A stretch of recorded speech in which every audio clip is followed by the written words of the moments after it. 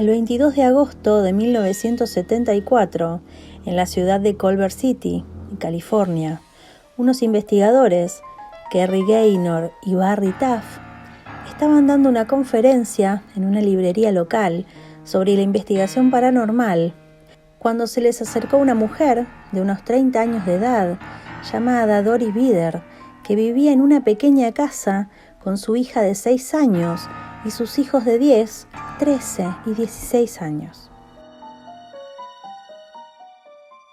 Bider le solicitó a los investigadores que visitaran su casa, alegando que el lugar estaba embrujado.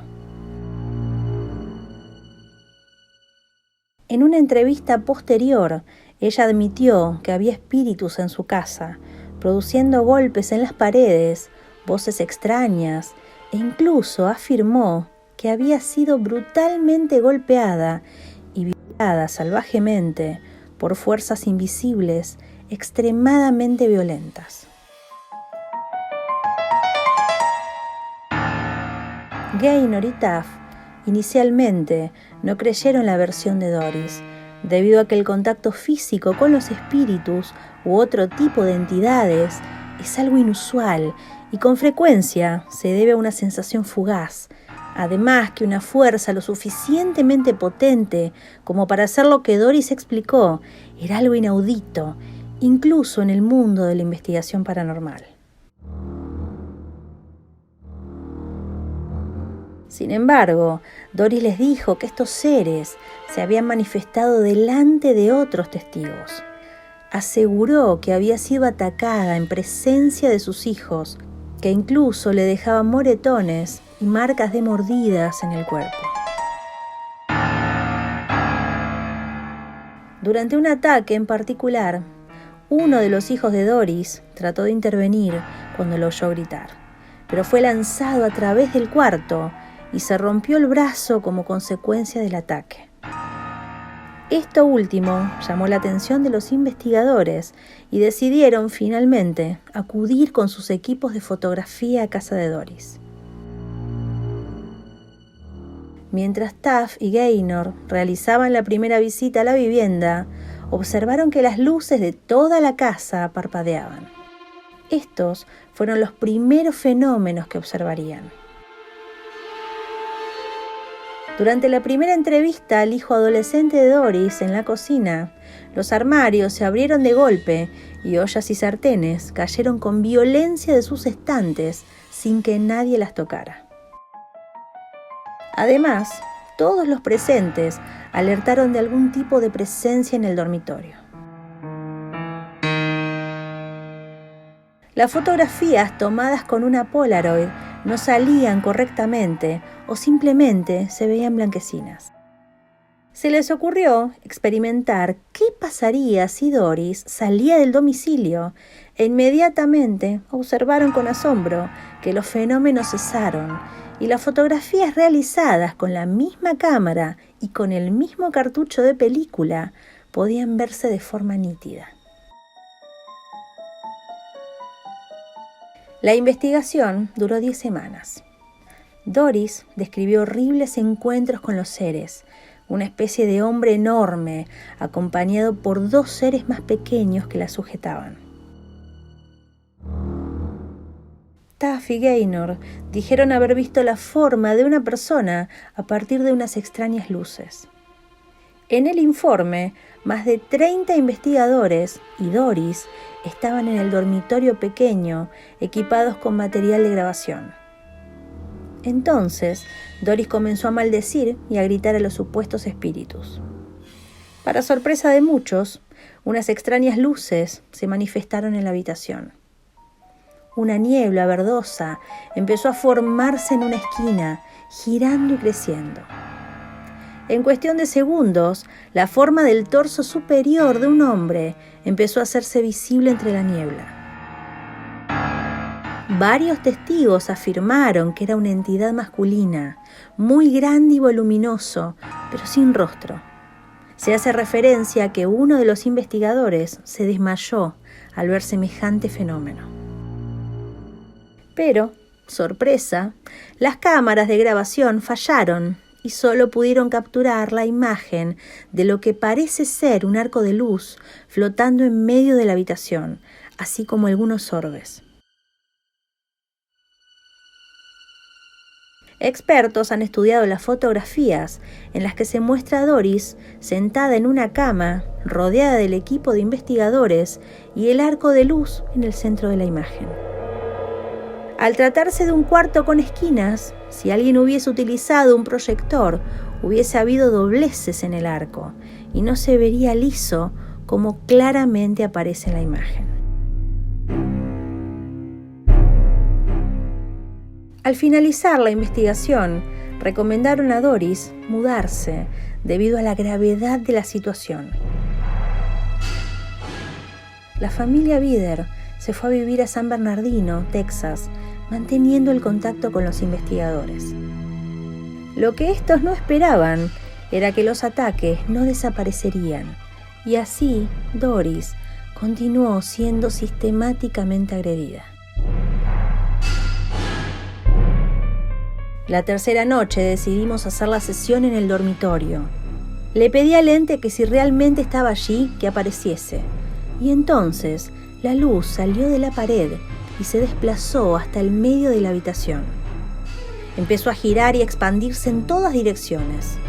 Teníamos a 9 fotógrafos profesionales distribuidos por la habitación, disparando sus cámaras desde todos los ángulos. Fue increíble.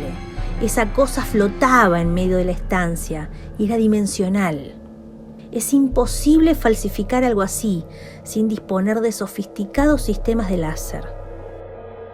Taft contó que en realidad había 3 esferas de luz, una verde amarillenta y 2 de luz blanca. Nosotros vimos bolas de luz. De algún modo las cámaras recogieron arcos luminosos, pero lo que nosotros vimos eran bolas de luz. Luego de las sesiones en casa de Doris, y sobre todo porque no habían podido hallar una respuesta clara y la condición de ella empeoraba, los expertos la trasladaron al laboratorio de la Universidad de California, donde se le hizo una especie de casa de cristal en la que, por cierto tiempo, Doris vivió constantemente vigilada por las lentes de las cámaras y los ojos de los doctores. Y fue allí donde cierta noche tuvo lugar la más intensa y asombrosa agresión sexual del ente. Así, ante los numerosos presentes, el cuerpo de Doris empezó a moverse como si alguien, contra su voluntad, la sujetase y empujase a la vez. En aquella noche, más que en ninguna otra, evidenció una naturaleza posiblemente humana en virtud de sus conductas y doblegó a Doris. Lastimosamente, las cámaras no lograron registrar nada con la contundencia suficiente como para hacer tambalear el ortodoxo juicio científico e inclinarlo hacia la hipótesis paranormal. Al ataque anterior siguieron muchos otros. Entretanto, uno de los psicólogos, en una sesión hipnótica, descubrió que Doris había sufrido abusos sexuales durante su infancia. A partir de allí, el juicio de los investigadores se dividió en 2 grandes bloques. Por un lado, aquellos que creían que todo estaba en la mente de Doris, pasando por grandes escépticos que se limitaban a las explicaciones psiquiátricas más rebuscadas, hasta investigadores de mente abierta que adoptaban la hipótesis parapsicológica de que la mente de Doris había creado proyecciones energéticas que se plasmaban en la gama de los fenómenos desconcertantes que habían visto. Por otro lado, estaban aquellos que en lugar de aferrarse a los excesos del ejercicio interpretativo, prácticamente tomaban la realidad tal cual se presentaba y afirmaban así que Doris era víctima de alguna entidad, sea esta un fantasma, un demonio o un extraterrestre. Con el paso de los años, Doris Bider desapareció con su familia, pasó a la clandestinidad.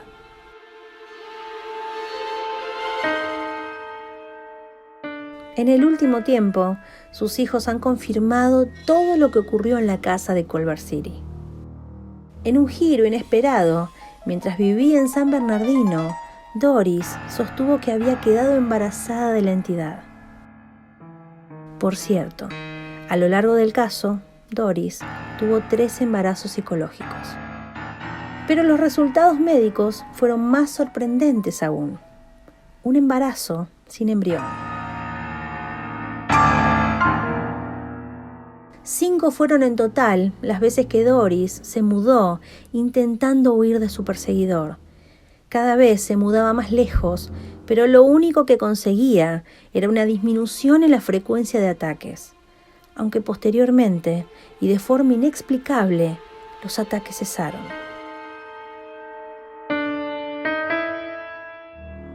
Dice Gaynor que mantuvo la comunicación con Doris. Parece que el ente la seguía donde iba. Ella cada vez se mudaba más lejos y los ataques fueron disminuyendo hasta que después de 2 años más o menos, finalmente cesaron por completo.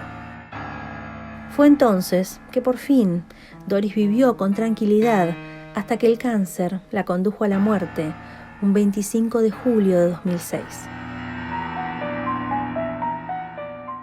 En 1982 se estrenó la película El Ente, dirigida por Sidney Furie y protagonizada por Barbara Hershey, quien interpretó a Carla Moran, una mujer californiana que era atormentada por un ente invisible.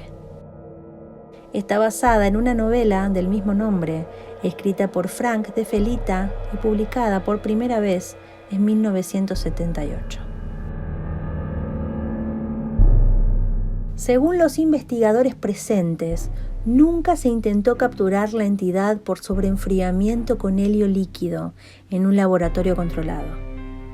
No obstante, lo que observaron más de 50 testigos entre el 22 de agosto y el 31 de octubre de 1974 fue mucho más increíble y asombroso de lo que se mostraba en la gran pantalla.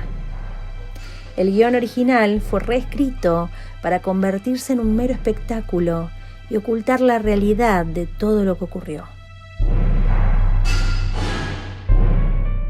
Como curiosidad, el hijo adolescente en la vida real de Doris Bider sufrió un ataque mientras trataba de proteger a su madre, pero fue golpeado y así se quebró un brazo.